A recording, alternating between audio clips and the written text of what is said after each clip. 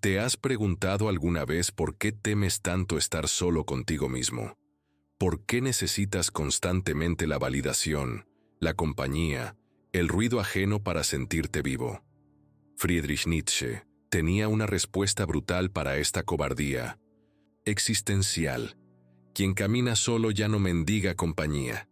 No porque odie a los demás, sino porque ha descubierto algo que la mayoría jamás comprenderá: que la verdadera fortaleza nace en el silencio de la propia compañía, y que solo cuando dejamos de mendigar amor, respeto y aprobación, comenzamos realmente a vivir. La sociedad te ha enseñado que estar solo es fracaso, que necesitar a otros es virtud, que depender emocionalmente de la manada es salud mental. Mentiras. Nietzsche sabía que estas son las cadenas más sutiles y peligrosas que la civilización occidental ha forjado para mantenerte débil, dócil, eternamente necesitado. El filósofo alemán veía en esta dependencia patológica de la compañía no una característica humana natural, sino el síntoma de una enfermedad espiritual profunda: la incapacidad de enfrentar la propia existencia sin muletas emocionales. Cuando Nietzsche proclamaba la llegada del Übermensch, del superhombre, no hablaba de un ser físicamente superior, sino de alguien capaz de caminar solo por los senderos más áridos de la existencia, sin claudicar, sin buscar refugio en la tibieza del rebaño. El superhombre es quien ha superado la necesidad de mendigar compañía porque ha encontrado en su propia soledad la fuente inagotable de su fuerza creadora. No es que desprecie a los otros, simplemente ha dejado de necesitarlos para definirse a sí mismo. Esta independencia radical surge de lo que Nietzsche llamaba la voluntad de poder, esa fuerza primordial que impulsa a todo ser vivo no solo a sobrevivir, sino a expandirse, a crecer, a superarse constantemente. Pero la voluntad de poder auténtica no busca dominar a otros, busca dominarse a sí misma. Y el primer paso para este autodominio es romper las cadenas invisibles de la dependencia emocional, dejar de mendigar la aprobación ajena como un perro que mendiga migajas bajo la mesa del amo. ¿Sabes por qué la moral cristiana condena la soledad como egoísmo? Porque esa moral nació del resentimiento de los débiles contra los fuertes, de aquellos que no pueden caminar solos contra quienes, si pueden hacerlo. Nietzsche desenmascaró esta trampa moral con precisión quirúrgica. Llamar amor al prójimo a lo que en realidad es miedo a sí mismo, etiquetar como virtud lo que es pura cobardía existencial. El cristianismo predicó que necesitar es santo y que bastarse a sí mismo es pecado precisamente porque esa doctrina nació de quienes no podían concebir la grandeza solitaria. Pero quien camina solo no lo hace desde el odio o el desprecio. Lo hace desde el amor fati, desde el amor incondicional a su propio destino. Acepta que su camino puede ser más difícil, más solitario, más incomprendido, pero lo abraza porque sabe que solo en esa aceptación total de su condición encuentra la libertad auténtica. No maldicen su soledad, la bendicen como el espacio sagrado donde pueden crear sin interferencias, pensar sin ruido, ser sin máscaras. Esta soledad creadora no es la del ermitaño que huye del mundo, sino la del artista que necesita silencio para escuchar su propia voz interior. Nietzsche sabía que las grandes obras, las grandes ideas, las grandes transformaciones nacen siempre en soledad. El genio no puede crear en comité. El visionario no puede ver el futuro en medio del clamor de las masas. El filósofo no puede pensar mientras mendiga la aprobación de sus contemporáneos. Aquí entra en juego la tensión eterna entre Apolo y Dionisio, que Nietzsche describió magistralmente. Apolo representa el orden, la mesura, la forma, todo lo que la sociedad espera de ti, que seas predecible, que encajes, que no incomodes, que necesites a los demás tanto como ellos te necesitan a ti. Dionisio, en cambio, es el caos creador, la embriaguez vital, la fuerza que te impulsa a romper moldes, a caminar senderos inexplorados, a estar solo si es necesario para ser auténtico.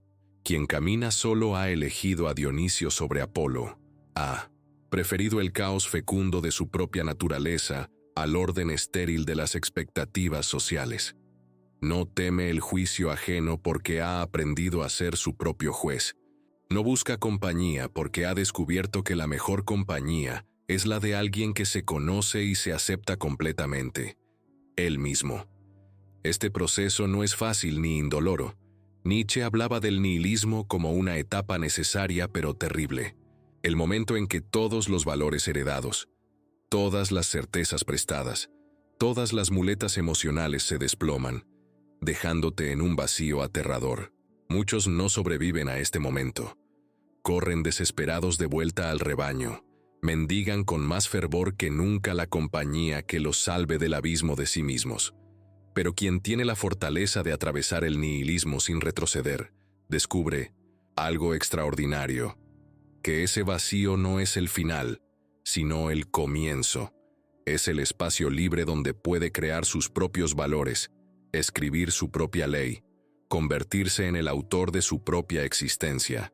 El nihilismo activo, la capacidad de destruir los ídolos falsos para crear verdades propias, transforma al individuo en un creador de mundos. Por eso quien camina solo ya no mendiga compañía, porque ha encontrado en su propia soledad un universo más rico y vasto que cualquier compañía superficial podría ofrecerle. Ha aprendido a ser suficiente para sí mismo, no desde la arrogancia, sino desde la plenitud. No rechaza a los otros, simplemente ya no los necesita para existir. Esta autosuficiencia radical es lo que aterroriza a la sociedad de masas. Un individuo que no mendiga compañía es un individuo que no puede ser controlado, manipulado, dirigido. Es alguien que ha roto el contrato social básico, dar parte de su libertad a cambio de seguridad emocional. Es alguien peligroso porque demuestra que es posible vivir sin las muletas que otros consideran indispensables. Nietzsche sabía que este camino solo sería incomprendido, que quien lo recorre sería etiquetado como antisocial, egoísta, frío, pero también sabía que estas etiquetas son las armas que usan los débiles contra los fuertes, los dependientes contra los independientes. Son el último recurso de quienes no pueden concebir que alguien sea genuinamente autosuficiente. El verdadero caminante solitario no desprecia estas críticas. Las comprende como síntomas de la enfermedad espiritual de su época.